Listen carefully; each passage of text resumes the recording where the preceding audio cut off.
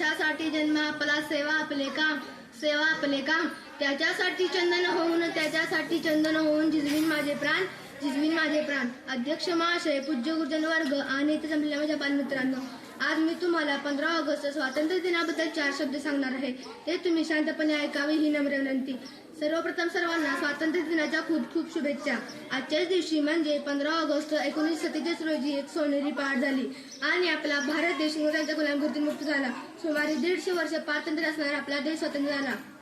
पण मित्रांनो, हे स्वातंत्र्य आपल्याला सहजासहजी मिळाले नाही, तर या स्वातंत्र्यासाठी कित्येक स्वातंत्र्य सैनिकांनी आपल्या प्राणांचे बलिदान दिले. म्हणून म्हणावे वाटते, आओ झुककर सलाम करे उनको, आओ झुककर सलाम करे उनको, जिनके हिस्से में मुकामात आहे, जिनके हिस्से में मुकामात आहे. खुशनसीब होता है वो खून, खुशनसीब होता है वो खून, जो देश के कामात आहे, जो देश के कामात आहे. देशसेवा हेच एकमेव स्वप्न डोळ्यासमोर ठेवून भारत मातेच्या स्वातंत्र्यासाठी भगतसिंग, राजगुरू, सुखदेव यांसारखे महान देशभक्त हसत हसत फासावर गेले. महात्मा गांधी, लोकमान्य टिळक, विदा सावरकर, नेताजी चंद्रशेखर आझाद, झाशीची राणी अशा महामानवांनी आपले आयुष्य, संपूर्ण आयुष्य स्वातंत्र्यासाठी पणास लावले.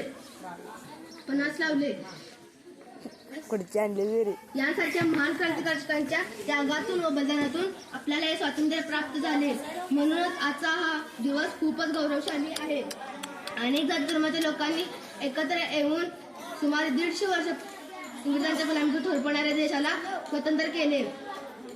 आणि जाती धर्म हा भेदभाव विसरून देश प्रगतीला हातभार लावला. अहो म्हणतात ना, अनेकता में एकता, अनेकता में एकता, यही देश की शान है, यही देश की शान है. इसलिए सारे जग में मेरा भारत माने, मेरा भारत माने.